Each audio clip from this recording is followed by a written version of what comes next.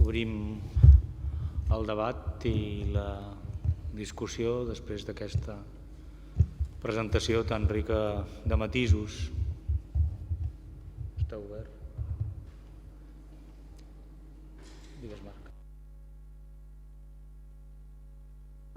Merci professeur pour cette conférence assez riche d'informations et d'interprétation de la tradition constitutionnelle canadienne. J'ai plusieurs questions en fait, mais j'en peux poser 2 ou 3, puis on peut continuer le débat. La première question, c'est exactement sur votre conclusion en fait. Est-ce que, à votre avis, cette espèce de dérive ou cet défi d'utiliser des valeurs qui ne sont pas des valeurs constitutionnelles dans l'espace public, etc., cette espèce d'obsession canadienne par rapport aux valeurs, est-ce que ça a commencé vraiment par les philosophes ou c'était plutôt Trudeau? Et toute cette idée du multiculturalisme, toute cette idée de enchasser, de mettre tout ça dans la Constitution, dans la Charte de valeurs, dans la Charte de droits et libertés, etc., pour essayer de faire une espèce de, je ne sais pas comment expliquer, mais une espèce de nouveau nationalisme canadien en fait. Je parle des années 70, des années 80, puis après, ça a créé en fait une espèce de réponse de la minorité francophone qui a aussi affirmé ses valeurs, puis ça a créé une espèce de dynamique où on est encore là, en fait, dans le débat public. D'où la charte de valeurs, etc. La deuxième question, c'est sur la comparaison de 1867 à 1982. Est-ce que les sujets qui faisaient partie les sujets fondateurs de la fédération ont changé?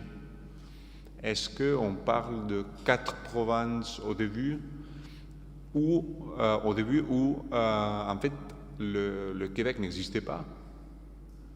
Mais donc une centaine d'années ou plus d'une centaine d'années après, on a un deuxième moment constitutionnel où il y a une petite nation qui existe, qui est la nation québécoise, une identité nationale qui était le Bas-Canada à l'époque, ou la minorité francophone, ou la minorité française, avec une identité qui s'est transformée à travers le temps, qui a donné une nouvelle nation. Donc, est-ce qu'on peut parler d'un nouveau sujet qui d'ailleurs n'aurait été pas reconnu dans le moment constitutionnel de 82 parce que M. Lévesque n'a pas signé la Constitution, etc. Donc ça, c'est ma deuxième question. Je ne sais pas si c'est une question un peu bizarre. Bon, c'est possible de la répondre. Puis j'avais une troisième question par rapport à Georges-Étienne Cartier, mais on peut en parler après. Alors, ça va être plus facile pour moi de répondre à la première des 2 questions. Il y a plusieurs facteurs par lesquels je m'explique la situation actuelle de ce que j'appelle, en fait, c'est la gauche identitaire, la force de la gauche identitaire au sein de l'université et du discours parajuridique. En fait, je pense que le multiculturalisme inauguré par Trudeau père est un facteur, mais que quand même le multiculturalisme libéral était moins apte moins propice aux dérives que la dimension que lui a ajoutée la politique de reconnaissance, en fait, de Charles Taylor. C'est-à-dire que l'idée qu'au-delà de la reconnaissance de droit, il faille valoriser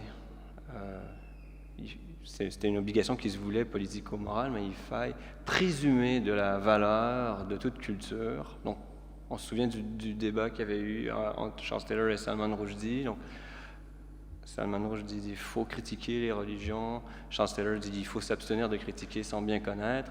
Et les libéraux disent non, ce qu'il faut, c'est avoir le droit de critiquer. Et ensuite, on voit si on veut critiquer ou non. Mais dans et la figure de Charles Taylor, elle est très, très, très influente. En fait, au Canada, c'est lui qui a gagné le débat. Mais dans la réception de son œuvre, on ne fait plus la distinction nette entre la sphère du juridique et la sphère politico-morale. Et je pense que c'est vraiment dans la confusion ou l'amalgame des deux registres que ça s'explique, mais ce n'est pas suffisant parce que les causes ne sont pas que canadiennes, évidemment. Ça prend ancrage aussi dans la identity left aux États-Unis. Il faut voir comment, c'est la lecture que j'en fais, mais je ne suis pas le seul, heureusement, c'est que la gauche américaine a, depuis assez longtemps, renoncé aux luttes plus matérielles, aux droits économiques et sociaux. Ça fonctionne assez mal aux États-Unis. Et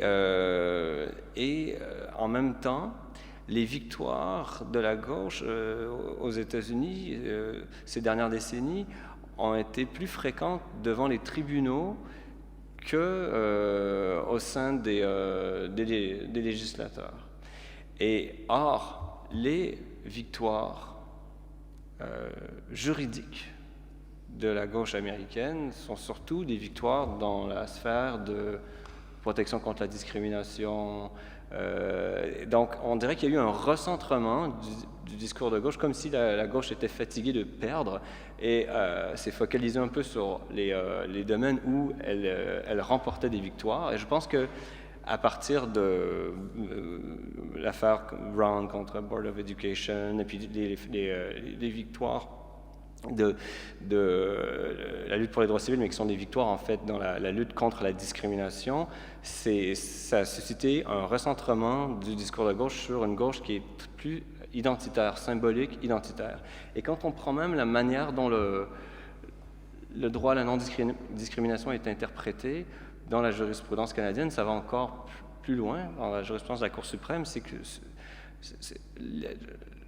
le droit à la protection contre la discrimination est vraiment défini en termes de protection de l'identité. Donc, c'est écrit noir sur blanc. Comment on fait pour reconnaître un motif analogue au motif énuméré à l'article 15? On se demande si c'est un trait identitaire important. Donc, c'est vraiment... il y a l'influence aussi américaine qui... donc, il y a vraiment une gauche qui s'est recentrée sur l'identité et sur le symbole. Et dans le domaine, par exemple, des droits des Autochtones, on observe les limites de ce discours parce que au Canada, il y a beaucoup de mesures symboliques qui sont prises. Reconnaissance des injustices historiques, droit des Autochtones d'être consultés, création de commissions d'enquête, etc., valorisation des langues autochtones, mais la dimension sociale, économique est négligée et même environnementale, j'ai envie de dire. Donc, c'est comme si, en même temps, on comprend que c'est un peu du progressisme social à rabais parce que le symbolique, ça coûte pas cher. Mais pendant ce temps-là, on investit très peu dans les réserves autochtones. Souvent, il n'y a pas d'eau potable, il n'y a pas de logement, il n'y a pas de soins de santé. Le coût des aliments est déraisonnablement élevé, prohibitif. Alors, on promet l'électorat canadien se satisfait assez facilement d'un discours symbolique comme ça. Donc, je pense qu'il y a le multiculturalisme, mais il y a la politique de reconnaissance et puis la trajectoire intellectuelle de la gauche américaine, parce qu'intellectuellement, le Canada et les États-Unis, c'est quand même très, très interpénétré. Je ne suis pas, sur la deuxième question, en ce qui concerne le Québec ou le groupe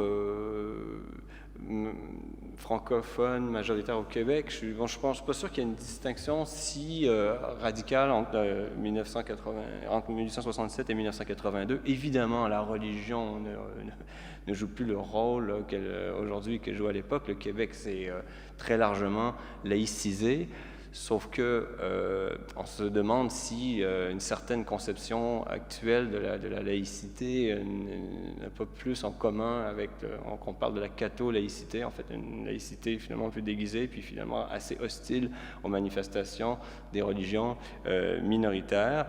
Et le Québec n'existait pas avant, c'est-à-dire que c'est en 1840 que ce qu'on appelle aujourd'hui le Québec avait été réuni au Canada, donc c'est l'ancien Bas-Canada, mais dans les faits, ça n'a jamais fonctionné, l'Union, c'est-à-dire que l'Union fonctionnait comme une fédération. Donc, dans la longue durée, ce qu'on appelle aujourd'hui le Québec existait en 1760, donc c'est vraiment, je pense qu'il y a vraiment une continuité de lutte. Ça a changé un peu, mais pas tant que ça. À un moment aussi, le Québec prétendait se distinguer par un État plus social, donc plus progressiste, tout ça, mais c'est de moins en moins vrai. C'est de moins en moins vrai. Oui. D'après la conférence, je vais exagérer un peu, on aurait l'impression qu'il y a une espèce de paroxysme des valeurs, c'est-à-dire dans le cadre de l'analyse de ce qui est le droit, l'égalité, l'appropriation, etc.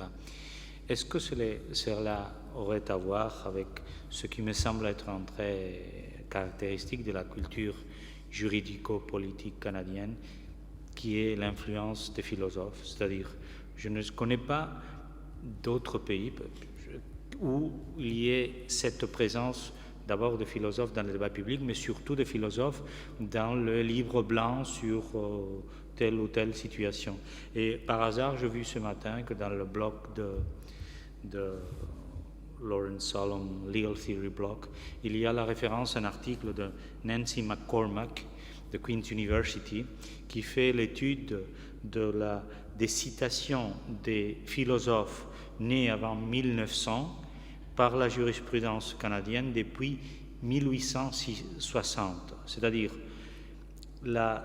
ça ferait partie peut-être d'une, je ne sais pas si c'est une spécificité canadienne, mais plus que la présence des philosophes dans le débat public, l'influence des philosophes de la politique qui, ajouté aux facteurs qui viennent d'être évoqués, fait que des questions qui sont entre le droit et les valeurs, l'éthique, etc., au Canada, sautent plus facilement qu'ailleurs du côté de l'éthique, etc. Je ne sais pas si ça, c'est...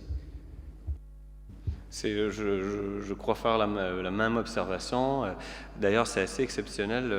Il y a eu la commission d'enquête sur ce qu'on appelle les accommodements raisonnables chez nous. Donc, lorsque des premières manifestations de soit islamophobie ou de vraiment peur de l'immigration des étrangers au Québec. En plus, ça venait d'un village, un petit village rural où bon, l'immigration n'est pas très très forte, mais ça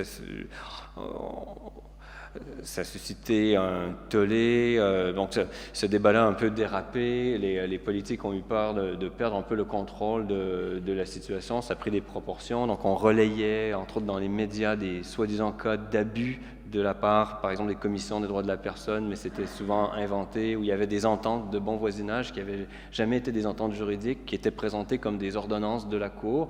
Et afin d'un peu calmer le jeu et de répondre à cette crise un peu fabriquée, on a créé une commission d'enquête, mais dont les deux enquêteurs étaient des philosophes.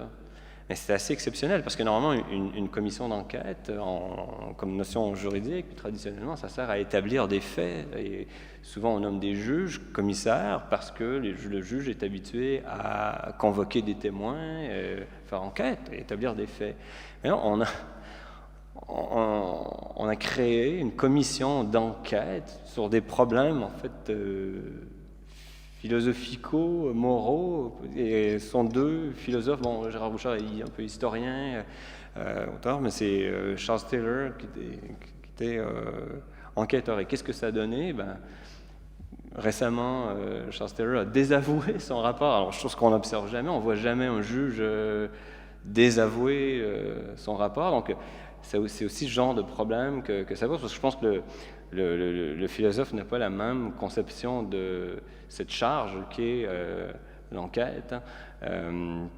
Donc, on n'écrit pas à titre individuel de penseur. Quand on écrit le rapport d'une commission d'enquête, c'est une charge publique. C'est comme le juge qui désavouerait ses jugements. Bon, on voit ça rarement. Mais c'est assez exceptionnel, en fait, quand on prend le temps d'y penser, d'avoir nommé deux philosophes comme enquêteurs au sens de la loi sur les commissions d'enquête. C'est assez particulier.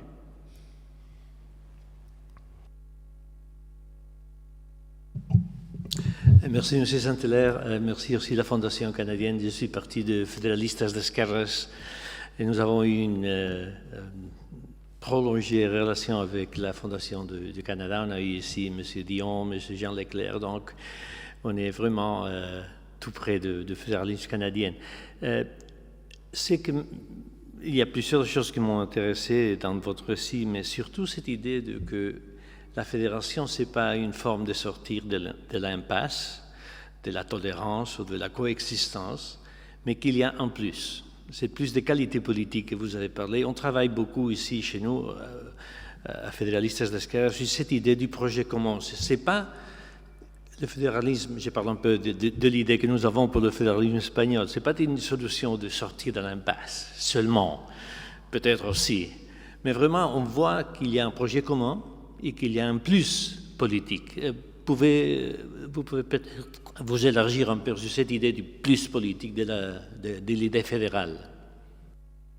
En fait, je vous reporterai, d'ailleurs j'attire votre attention, c'est absolument génial, c'est un article qui vient de paraître sur justement la figure d'Alexander Galt qui est disponible en ligne sur le site de l'Institut Macdonald Laurier. C'est absolument fascinant. Et pour répondre à la question, parce que on ne trouve pas ça chez MacDonald ou chez Cartier, chez les premiers ministres ou chez Brown. En fait, on trouve cette portée-là de la plus-value du fédéralisme chez Galt. C'est lui qui l'a conçu, qui en a parlé. Et selon lui, il fallait cesser de voir dans des différences culturelles, linguistiques et religieuses, des forces de destruction. Il fallait y voir une source d'enrichissement. C'est juste qu'il fallait les concevoir autrement. Et pour lui, le fédéralisme était non seulement la solution, mais ça allait permettre de reconnaître la richesse. Il disait, ce qui aujourd'hui est source de tensions, de conflits et de paralysie va devenir source d'une saine rivalité. Donc, c'est ça que j'aime aussi dans son discours, c'est que ce n'est pas aussi naïf ou candide que la politique de la reconnaissance, parce qu'il ne dit pas qu'une fois la fédération créée, ce sera une bonbonnière, tout le monde va s'aimer, chanter, danser ensemble, puis que ça va être toujours la fête. C'est pas ce qu'il dit. Il dit les rivalités vont continuer d'exister, mais elles vont être source d'émulation. Il va y avoir une saine concurrence. Donc un peu comme dans le sport finalement. C'est-à-dire que sans la rivalité, il n'y aurait pas l'excellence en fait. Si c'est ça, c'est l'émulation. Donc, c'est beaucoup moins naïf, à mon avis, que la politique de reconnaissance. Et il a un peu repris cette idée-là à Madison, mais il a développé et il a appliqué à un contexte de tension lié à un type de diversité qui est beaucoup plus fort, en fait, qu'aux États-Unis, parce que c'était vraiment une diversité linguistique, une tension religieuse et même tradition juridique qui s'opposaient. Donc, on trouve ça dans ses travaux, son approche. Dans les versions plus tardives du projet, ça a été un peu plus évacué, mais d'où l'intérêt de la première version du projet qui était plus riche. On sent après, en 1864, il avait fait certains compromis plus pratiques afin que ça passe cette fois-ci, mais c'était philosophiquement beaucoup plus riche en 1858. Et par contre, même si je trouve l'idée féconde, je pense que malheureusement, ça ne s'est pas tout à fait réalisé. C'est-à-dire que on peut s'interroger si le potentiel de reconnaissance mutuelle entre les différents groupes dans un rapport de saine rivalité, ça a développé son plein potentiel. En fait, il y a beaucoup encore de méconnaissance de l'autre, d'ignorance. Donc, on sent que l'idée est valide et qu'elle pourrait bien fonctionner, mais malheureusement, après 150 ans, je pense qu'on aurait pu faire mieux sur ce plan. Donc là, et puis ça concerne aussi les Autochtones, en fait. Donc il y a un équilibre entre l'angélisme de la politique de reconnaissance et la situation actuelle. Il y aurait justement entre les deux, je pense, ce que Galt envisageait. Et je pense que c'est encore possible.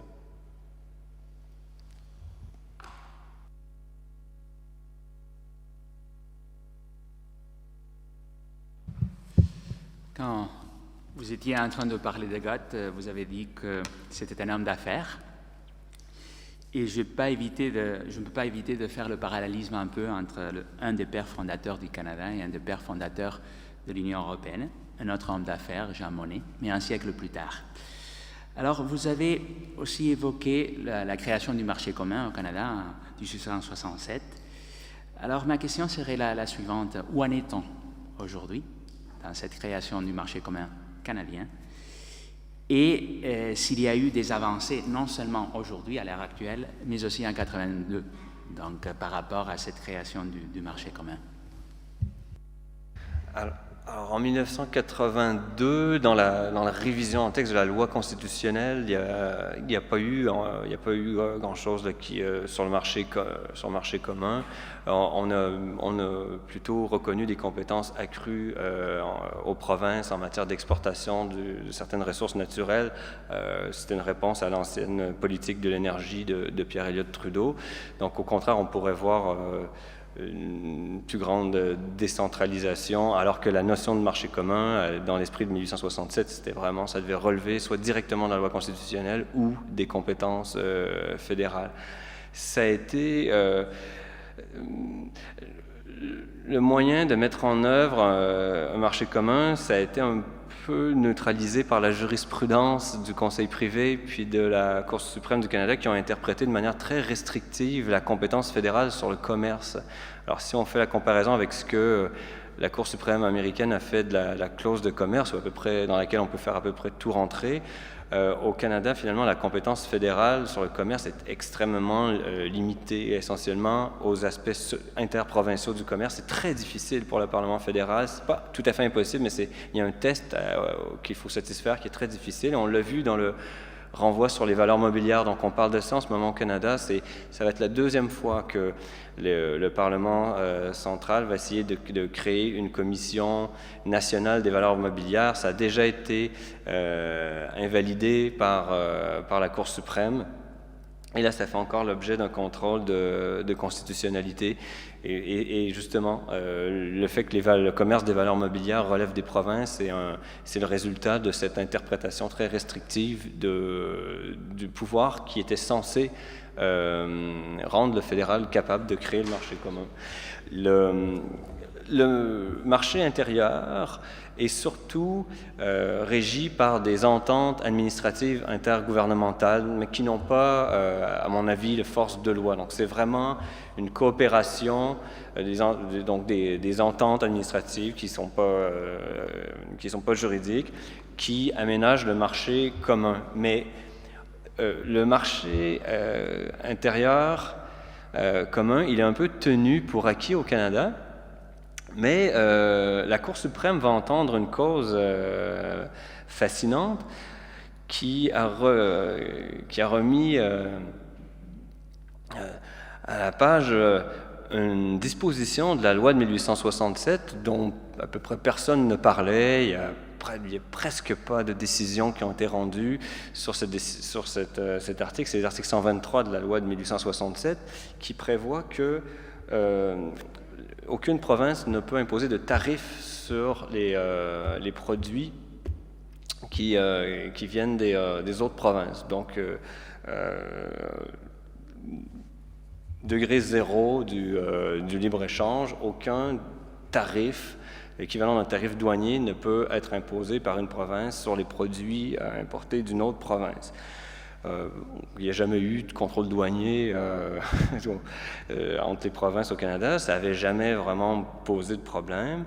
Mais il y a 2 ans, je crois, un résident du Nouveau-Brunswick a acheté de la bière au Québec et il y avait de la bière fabriquée au Québec, qu'il avait acheté au Québec, il a ramené ça chez lui, il en avait acheté des caisses, hein, il ne s'était pas déplacé pour rien, et il a été intercepté et